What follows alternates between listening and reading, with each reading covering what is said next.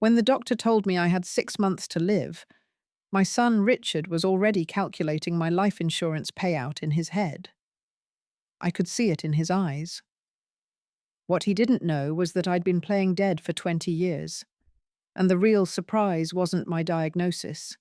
It was what I'd been hiding in Switzerland. You think you know your children. You think the boy you raised, whose scraped knees you bandaged, and whose nightmares you soothed, would hold your hand when death comes knocking.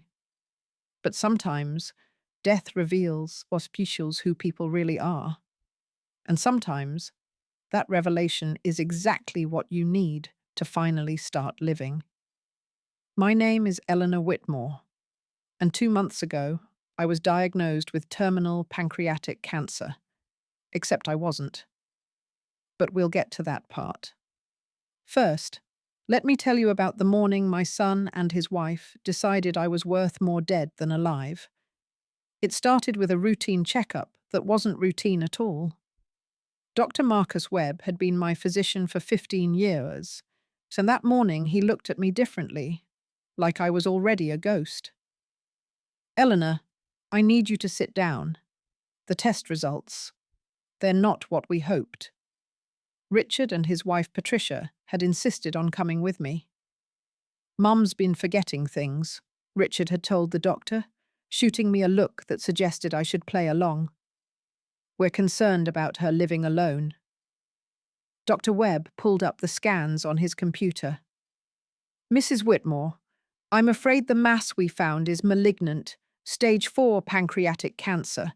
It's already spread to your liver. The room went silent, but not with shock. Richard leaned forward, and I swear I saw him suppress a smile. How long? Patricia asked, her voice steady, controlled. Too controlled for someone who'd just heard their mother-in-law was dying. With treatment, maybe 8 months. Without it, Dr. Webb shrugged.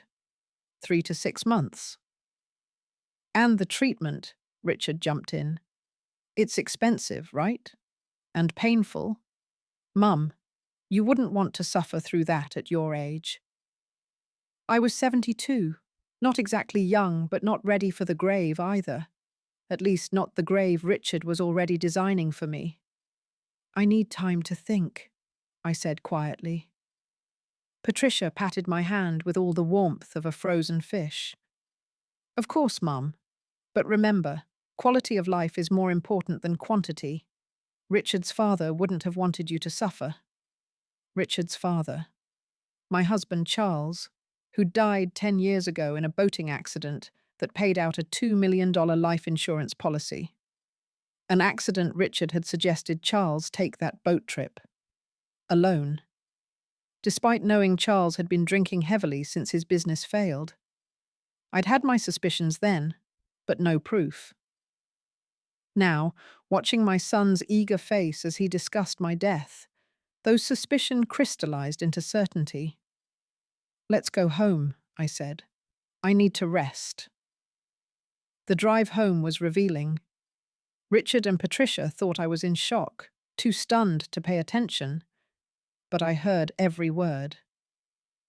6 months is perfect, Patricia whispered. The will takes effect, the insurance pays out, and we can finally buy that property in Costa Rica. The medical bills will eat into the inheritance, though, Richard muttered. Not if she refuses treatment. We just need to convince her it's the dignified choice. What about the Swiss accounts? She'll have to give us access before, for estate planning purposes. Swiss accounts. How did they know about those? I'd never told anyone about the money Charles and I had hidden overseas. $20 million accumulated through decades of careful investment and, yes, some creative tax strategies that weren't entirely legal. Money I'd kept secret even from Charles near the end, when his drinking made him unpredictable. That evening, they sat me down in my living room, the one Patricia had already mentally redecorated, with tea and sympathy that fooled no one. Mum, we've been thinking, Richard started. You should move in with us, so we can take care of you during this difficult time. And you'll need to get your affairs in order, Patricia added quickly. All your accounts, investments, everything should be properly documented. Including any foreign holdings, Richard said, watching my face carefully. For tax purposes. There it was. They knew about Switzerland. But how? I'll think about it, I said, playing the part of the dying woman perfectly. This is all so sudden. They exchanged glances. Of course, Mum. But we should probably start soon. The lawyer will need time to prepare everything. Their lawyer. Not mine. Never mine. That night I made a call to a number I hadn't dialed in 5 years. Whitmore? Eleanor Whitmore? Christ, I thought you were dead. Not yet, Marcus. But I need you to do something for me. How would you like to help me die? Dr. Marcus Webb wasn't just my physician. He was my brother-in-law from my first marriage. A marriage Richard knew nothing about. A marriage to a man who'd taught me everything about hiding money, creating false identities, and most importantly, faking medical records. What are you playing at, Eleanor? My son wants me dead. I'm going to give him exactly what he wants, and then I'm going to destroy him with it. Marcus laughed. The same dark laugh I remembered from 40 years ago when we'd helped fake his brother's death to escape the mob. Tell me everything. The plan was simple in its brilliance. I was already dying according to the official medical records Marcus had created. Now we just had to make it convincing. Over the next 2 weeks, I began my performance. I lost weight by simply eating less. I used makeup to look pale and sickly. I moved slower, forgot things deliberately, played the part of a dying woman to perfection. Richard and Patricia were delighted.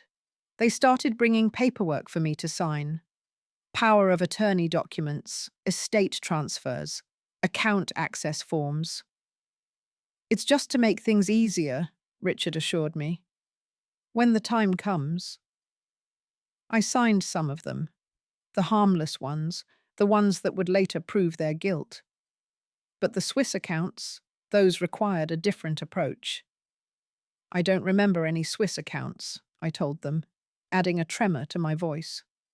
Patricia's mask slipped. Mum, we know about the Zurich Bank. The 20 million. Don't play games. How did they know the exact amount? Unless... You went through Charles's papers, I said. Not a question, but a statement. Richard had the decency to look slightly ashamed. After Dad died, we had to handle the estate. We found some documents. Documents I'd hidden in Charles's office. Documents that only showed part of the story. They knew about one account, but not the other 3. They knew about 20 million, but not the other 40 million. They knew I was rich, but not that I was wealthy enough to destroy them. I'll need to contact the bank, I said weakly. It's complicated. We'll help, Patricia said quickly, too quickly. That's when I knew they weren't just planning to take my money. They were planning to take my life. The eager way they watched me sign papers, the impatience when I moved too slowly, the discussions they had when they thought I was napping. 6 months is too long, I heard Patricia say one afternoon. There are ways to speed things up. Morphine overdose looks natural in cancer patients. After we get the Swiss accounts, Richard replied. We need her alive until then. My own son. The boy I'd sung lullabies to was planning my murder, but he'd made one crucial mistake. He'd taught me exactly who he really was. That night I made another call, this one to Switzerland. Mrs. Whitmore, how wonderful to hear from you. How may we assist you today? I need to make some changes to my accounts. All of them. Certainly, shall we arrange a video conference? No, I'll be coming in person. Next week. But Mrs. Whitmore, our records show you're receiving medical treatment. My records show a lot of things. Not all of them are true. I'll see you Tuesday. The next morning, I told Richard and Patricia I needed to visit my sister in Florida. One last time, I said, adding a theatrical cough. Mum, you're too sick to travel, Richard protested. Then come with me, I challenged, knowing they wouldn't. They had a meeting with their lawyer about estate planning they couldn't miss. Take your phone, Patricia insisted. Call us every day. I took the phone. I just didn't take it to Florida. The flight to Zurich was peaceful. First class, champagne, and the delicious knowledge that my son was tracking my phone, which was currently with my actual sister in Florida, who thought she was helping me by keeping it moving around her retirement community. The bank manager, Hans Kruger, had been managing my accounts for 20 years. He was surprised to see me looking so healthy. The reports said you were dying. I am dying. Officially. But actually, I'm about to be reborn. I spent 3 days in Zurich, moving money, creating trusts, and setting up the most beautiful trap a mother has ever set for her ungrateful son. Every transfer was legal, every document properly notarized, every penny accounted for. But not in the way Richard expected. In the private conference room of Lombard Odier & Co., one of Switzerland's oldest private banks, I laid out $60 million worth of secrets across a mahogany table that had probably seen more conspiracies than a CIA headquarters. Mrs. Whitmore, Hans Kruger said, adjusting his rimless glasses, these instructions are quite unusual. Murder usually is, I replied, signing another document. Hans didn't flinch. Swiss bankers have seen everything. You're certain your son intends to kill me? Yes. He's already planning my funeral. I heard him discussing coffin prices with his wife. Apparently, cremation is more cost-effective. I pushed across the recordings I'd made over the past 2 weeks. Every incriminating conversation, captured by the recording devices I'd planted throughout my house when I'd gone to rest. Hans listened to a few minutes, his expression never changing. And your plan? Simple. I'm going to die. Then I'm going to attend my own funeral. And then I'm going to have my son arrested for murder. But you won't actually be dead. Not in Switzerland. But in America, Eleanor Whitmore will be very dead. Greta Brenner, however, will be very much alive. Greta Brenner was the identity I'd created 15 years ago, complete with Swiss citizenship, a modest apartment in Geneva, and a very healthy bank account. Charles never knew about Greta.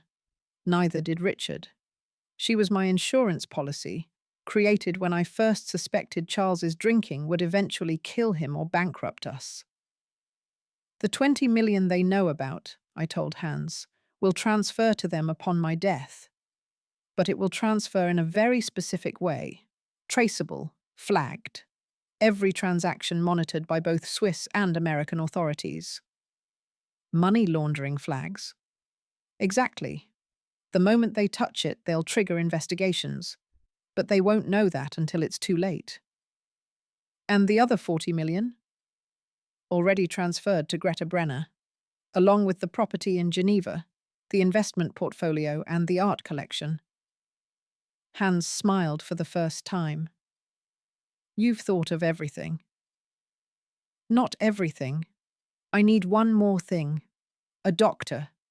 Someone who can declare me dead without actually killing me. That's highly illegal.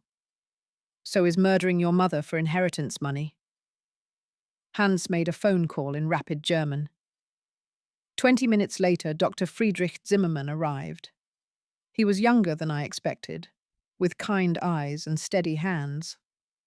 Mrs. Whitmore, what you're asking is extremely dangerous. Not as dangerous as going home to my son, I played him the recording of Patricia discussing morphine overdoses. His expression darkened. I see. And your plan? Medically induced coma. Just long enough to be declared dead, have a closed casket funeral and be cremated. Except the cremation will be faked and I'll be recovering here in Switzerland. The risks are mine to take.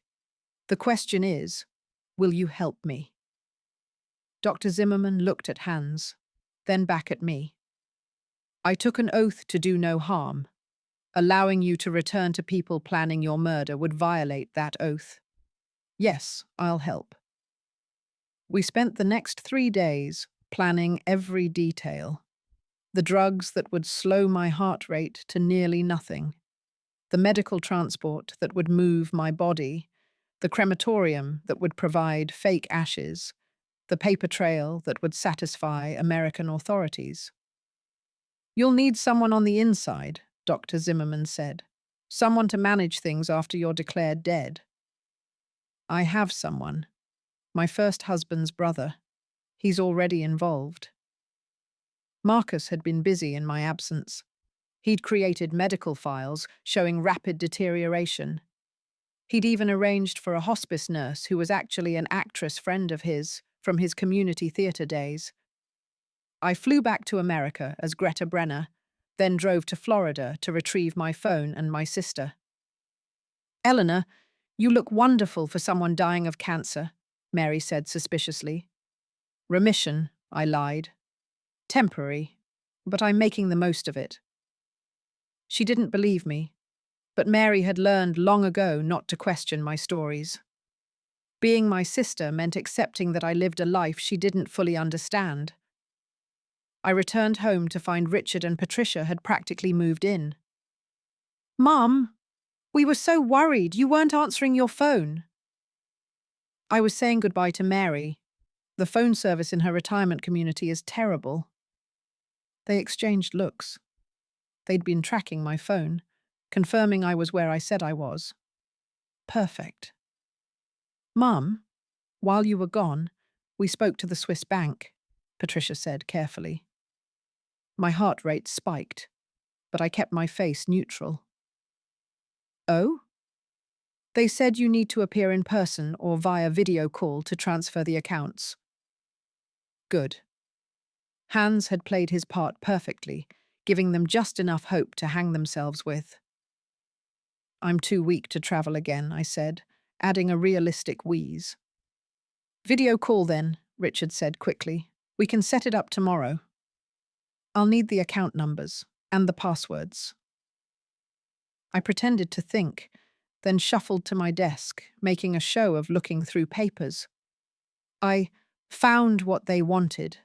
Partial account information, just enough to confirm the money existed, but not enough to access it without me. 20 million, Patricia breathed, looking at the statement. Your father was a good investor, I said, not mentioning that this statement was 5 years old and the account now held only what I wanted them to find. That night, they celebrated with expensive wine, while I pretended to sleep upstairs. But I was actually on a conference call with Marcus and Dr. Zimmerman, finalizing the timeline. 2 weeks, Marcus said. We need 2 weeks to get everything in place.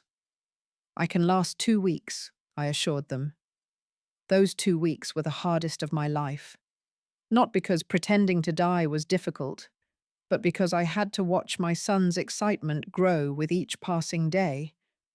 He started asking about my jewelry, my car, even my wedding ring. You won't need it where you're going, Mum, he said, trying to sound caring but unable to hide his greed. Patricia was worse. She measured my bedroom for redecorating while I was still sleeping in it. I caught her going through my closet, setting aside designer pieces that would fit her. The video call with the Swiss bank was scheduled for a Friday. Thursday night, I had my last supper with my murderous son. I want to thank you both, I said over dinner, for taking such good care of me. Of course, Mum. We love you, Richard lied smoothly. I've decided to transfer everything to you tomorrow. No point in waiting.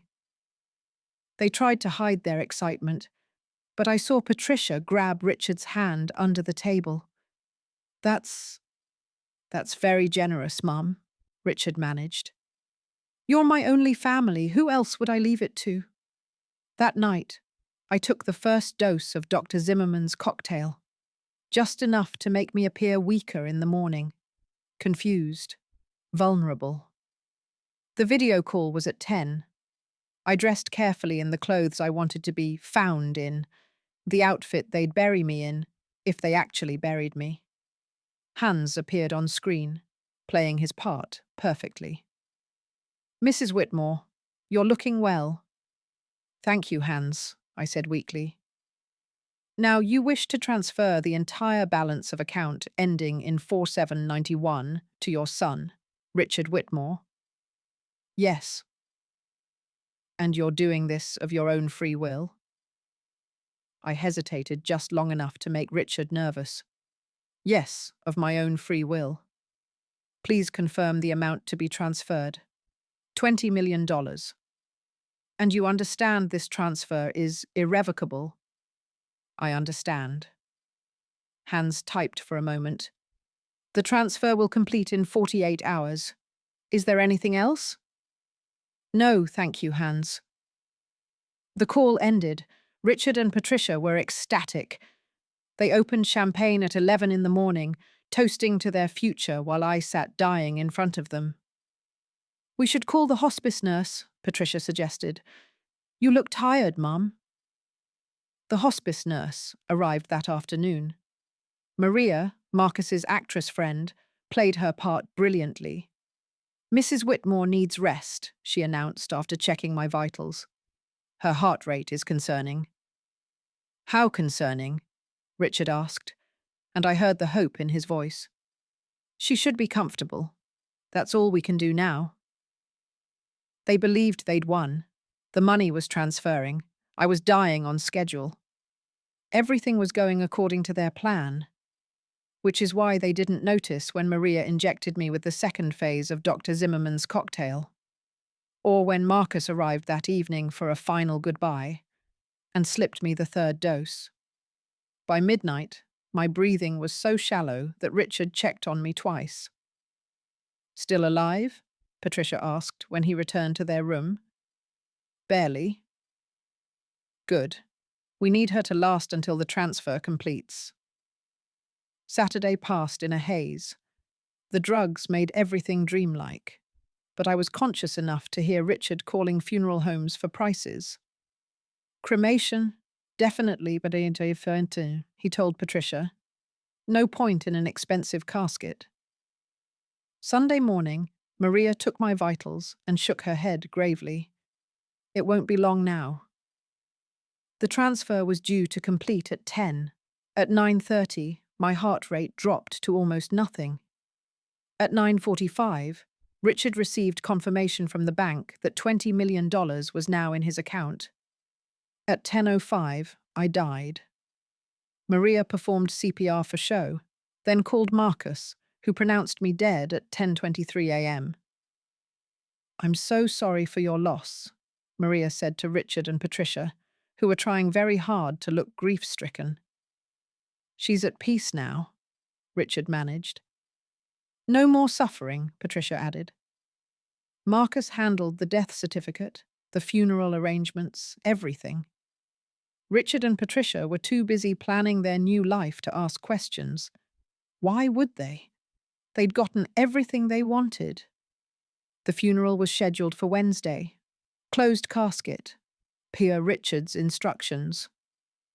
Mum wouldn't want people to see her like that, he explained to anyone who asked. But while my body was supposedly being prepared for burial, I was actually in a private medical facility in Montreal, slowly emerging from the medically induced coma under Dr. Zimmerman's care. Welcome back, Mrs. Whitmore, he said when I finally opened my eyes. Or should I say, Ms. Brenner? How long? I whispered. 3 days. Your funeral is tomorrow. Perfect. I wouldn't want to miss it. My funeral was beautiful. I should know. I attended it myself. Greta Brenner sat in the back row of Riverside Memorial Chapel, wearing a black wig, designer sunglasses, and a Swiss passport in her purse. I watched my son deliver a eulogy that would have brought tears to my eyes if I hadn't known he'd Googled funeral speech for mother and copied the third result. Eleanor Whitmore was a devoted mother, Richard read from his phone, occasionally glancing up with practiced sadness. She taught me everything about love, sacrifice, and family values. Patricia dabbed at her eyes with a tissue that remained remarkably dry. She was wearing my Cartier watch, I noticed, the one she'd taken from my jewelry box the day I died. The turnout was respectable. My sister Mary was there, genuinely crying. My book club friend, my neighbours, even some distant cousins who probably came for the inheritance they'd never see. Marcus sat in the front row, playing the grieving family friend perfectly. The closed casket was elegant, the cheapest one that wouldn't raise eyebrows. Inside, supposedly, was my cancer-ravaged body. Actually, it contained 70 pounds of sand and the crematorium's assurance that no one would ever check. "We'll miss her generous spirit," Richard continued, his voice catching on the word generous. $20 million worth of generous, to be exact. After the service, I followed the crowd to the reception, keeping my distance but close enough to hear the conversations. "Such a tragedy," Mrs. Henderson from next door was saying. "Eleanor seemed so healthy just months ago." "Cancer moves fast at that age," Patricia replied smoothly. "We're just grateful we could be there for her at the end." "Your angels," someone said, "taking care of her like that." Angels of death, I thought, sipping water and pretending to text on my phone. Richard was in the corner with his lawyer, already discussing the estate. "The house should sell quickly in this market," he was saying. 3 million at least. "And the Swiss funds?" the lawyer asked. "Already transferred. 20 million cleared and confirmed." "Your mother was quite wealthy." "She lived frugally," Richard said. "Never spent anything on herself." Because I was saving it for my resurrection, I thought. I left before the reception ended, driving my rental car to the airport. Greta Brenner had a flight to catch, but not to Switzerland. Not yet. First, I had to go to Washington, D.C. The FBI field office was expecting me. Agent Sarah Chen, no relation despite the last name, had been briefed by Swiss authorities about the incoming $20 million that had more red flags than a communist parade. "Mrs. Brenner," she greeted me, though she knew my real name. "The transfer you flagged has been frozen." "Already?" "The moment it hit US soil. Swiss banks are very cooperative when they suspect murder-for-hire schemes. Your son and daughter-in-law's accounts have been locked pending investigation." I handed her the recordings, the videos, the documentation I'd compiled over months. Evidence of their planning, their schemes, their clear intent to murder me for money. "This is extensive," Agent Chen said, reviewing the files. "But there's one problem. Eleanor Whitmore is dead. She can't testify against them. But Greta Brenner can testify about what she witnessed, and Dr. Marcus Webb can testify about the medical fraud, and Maria Santos can testify about what she observed as the hospice nurse." Agent Chen smiled. "You've thought of everything." I had a good teacher. My son taught me that family means nothing when money's involved, so I decided to teach him what happens when you try to murder someone who refuses to die. The arrests happened simultaneously at 6 a.m. the following Thursday. Richard was in my house, his house now, he thought, packing up my things for donation. Patricia was at the Mercedes dealership, trading in her Honda for something more suitable to their new wealth. Neither of them saw it coming. Richard Whitmore, You're under arrest for conspiracy to commit murder, elder abuse, fraud, and money laundering. Patricia Whitmore, you're under arrest for conspiracy to commit murder, elder abuse, and fraud. The news broke that afternoon.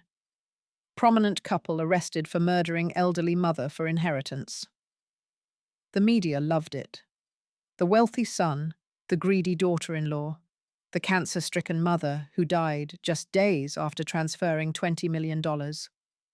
But the real shock came during the bail hearing. Richard's lawyer was confident. Your Honor, my client is a respected member of the community. His mother's death was natural, documented by medical professionals. This is a misunderstanding. That's when the prosecutor played her ace. Your Honor, we have a witness who would like to address the court via video link from Switzerland. The screen flickered to life. And there I was. Eleanor Whitmore, very much alive, sitting in a Swiss law office with mountains visible through the window behind me. The courtroom erupted. Richard's face went through every colour of the spectrum before settling on a shade of white I'd never seen on living. "Hello, Richard," I said calmly. "Surprise?" You're dead," he stammered. "We buried you." "You buried sand. I've been recovering from the medically induced coma you drove me to fake.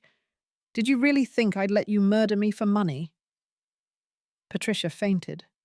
Actually fainted, which was more genuine emotion than I'd seen from her in 12 years. The judge, after recovering from his own shock, denied bail. "Flight risk," he said. Also, probably shock risk, judging by Richard's inability to form coherent sentences. The trial was a sensation. The grieving son, who'd given a touching eulogy, was now exposed as a calculating killer. The devoted daughter-in-law was revealed as a cold-blooded conspirator. The recordings were played, the evidence presented, the whole sordid plan laid bare. But the prosecution's star witness was me, Eleanor Whitmore, back from the dead to testify against her own son. "He was planning to kill me," I said from the witness stand, looking directly at Richard. "Once he had the money, I would have died from a morphine overdose. Patricia had already researched how much it would take." "Objection!" Richard's lawyer shouted. "This witness is supposed to be dead." "Overruled," the judge said dryly. "She appears very much alive to me." The jury deliberated for exactly 47 minutes. Guilty on all charges. Richard got 25 years. Patricia got 20. The 20 million was returned to me, along with hefty penalties for their attempted fraud. The house I'd lived in for 30 years was mine again, though I didn't want it anymore. Too many memories of betrayal. I sold it and donated the proceeds to a charity for elder abuse victims. The look on Richard's face when he heard about that from prison was almost worth everything I'd been through. Almost. Mary, my sister, was the only family member who wasn't shocked by my resurrection. "I knew you weren't dying," she said over tea in Geneva, where I now lived as Greta Brenner. "You looked too satisfied for someone with terminal cancer." "How did you know?" "Eleanor, I've been your sister for 70 years. I know when you're planning something. Though I admit, faking your own death to catch your son trying to murder you is impressive, even for you." The Swiss authorities were remarkably understanding about the whole situation. Apparently, faking your death to prevent your actual murder falls into a legal grey area they were willing to overlook, especially with the FBI's backing. Dr. Zimmerman still checked on me monthly. "You're my most interesting patient," he said. "Most people I help stay dead. Most people don't have sons trying to murder them for inheritance money." "True. How do you feel about what happened?" How did I feel? My only child had planned my death, celebrated it, and was now in federal prison. I should have been devastated. Instead, I was free. For the first time in my life, I was completely, utterly free. No husband to cater to, no son to worry about, no family obligations to fulfill. Just me, Greta Brenner, with $60 million and a Swiss passport. I travelled. I learned to paint in Tuscany, to tango in Buenos Aires, to speak Mandarin in Beijing. I sent postcards to Richard in prison from every city, just to remind him that I was living the life he'd tried to steal. He never wrote back, but Patricia did, once. A long letter about forgiveness and second chances, and how she'd found God in prison. I sent her back a photo of me on a yacht in Monaco, with a simple message: God helps those who don't try to murder their mothers-in-law. Marcus visited me every Christmas, the only family tradition I maintained. We'd drink expensive wine and toast to the absurdity of it all. You know what the ironic part is? I told him one year. If Richard had just been a good son, if he'd actually loved me instead of my money, he would have inherited everything anyway. I would have given him anything he asked for. But he didn't ask, Marcus said. He tried to take. And now he has nothing but time to think about that choice. 10 years have passed since my funeral.